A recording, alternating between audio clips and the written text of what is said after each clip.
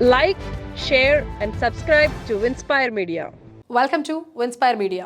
నా పేరు కుమారి. రాబోయే అసెంబ్లీ ఎన్నికలపై వైసీపీ తరచుగా 2009 నాటి ఎన్నికలతో పోల్చి అందరూ కలిసి వచ్చినా మేమే గెలుస్తామనే ప్రచారం పదే పదే చేస్తోంది. సాధ్యమేనా? 3 పార్టీలు కలిసిపోయాయి అంటూ విపక్షాలని తిట్టడమే కాకుండా చెప్పుకోవడానికి జగన్కి అజెండా ఏముంది? ఇదే ఏపీ ఎన్నికల్లో డిసైడింగ్ పాయింట్ అవుతుందా? ఫుల్ స్టోరీ చూసే ముందు ఇన్స్పైర్ మీడియాని సబ్స్క్రైబ్ చేయండి, షేర్ చేయండి, లైక్ చేయండి. ఎన్నికలు అనేవి పండగల్లాంటివి. గత పండక్కి కొత్త బట్టలు కొనుక్కున్నాం కదా అని ఈసారి కూడా అవే వేసుకుందామని ఎవ్వరూ అనుకోరు. ఎన్నికలు కూడా సరిగ్గా అంతే.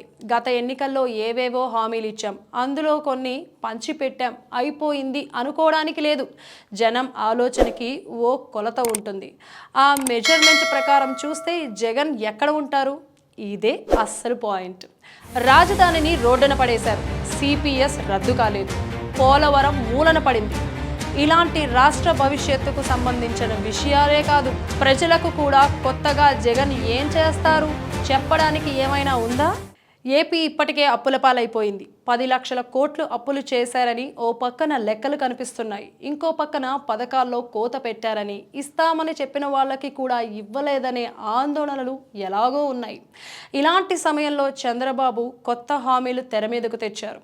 అమ్మ ఒడి లాంటి పథకంతో 3 పిల్లలకు ఏడాది ఇంత చొప్పున డబ్బులు ఇస్తామని, 500 రూపాయలు తక్కువకే గ్యాస్ సిలిండర్ ఇస్తామని, మహిళలకు ఉచిత బస్సు ప్రయాణం కల్పిస్తామని, మహిళల ఖాతాల్లో నెల జీతం తరహాలో సొమ్ము జమ చేస్తామని చెబుతున్నారు.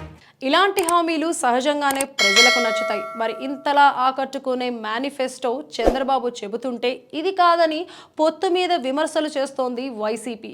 ఇది ఓ లెక్క ప్రకారం చేస్తున్న ప్రచారం. ఎందుకంటే చంద్రబాబు హామీల విషయం చర్చకు రాకూడదు, తిట్లు బూతులు మాత్రమే వినిపిస్తే జనం ట్రాప్లో పడతారన్నదే ఆలోచన. పైగా 2009 ఎన్నికల్లో వైఎస్ కొత్త హామీలు ఏమీ ఇవ్వకుండానే ఎన్నికలకు వెళ్లారని, అలాగే ఇప్పుడు తాము కూడా గెలుస్తామని జగన్ అండ్ కో అంటున్నారు. నిజానికి Jagan and co Chandrababu manifesto జనంలోకి వెళ్లకుండా అడ్డుకోవాలనే ఆలోచనతో ఉన్నారు. చంద్రబాబు సంక్షేమం జనంలోకి వెళితే జగన్ చెప్పుకునే ఉచిత పథకాలు పక్కకి పోతాయి. అందుకే బాబుకి క్రెడిబిలిటీ లేదు అనే ప్రచారం చేస్తోంది వైసీపీ. నిజానికి పాత ఉచిత పథకాలు గెలిపించే పరిస్థితే ఉంటే తెలంగాణలో కేసీఆర్ ఓడిపోయేవాడా? ఇదే పాయింట్ ఏపీ రాజకీయాన్ని డిసైడ్ చేయబోతోంది. రాజధాని విషయంలో మాట తప్పి యువతకు ఉద్యోగాలు ఇవ్వకుండా ఇన్నాళ్లు అంటే 5 ఏళ్లు గడిపేసిన జగన్ కనీసం రోడ్లు కూడా వేయలేదు అనే ఆక్రోశంలో జనం ఊగిపోతున్నారు. ఇలాంటి ఎన్నికల్ని 2009 ఎన్నికలతో పోల్చొచ్చా? మీరేమంటారు? మీ అభిప్రాయాన్ని కమెంట్స్లో తెలియజేయండి.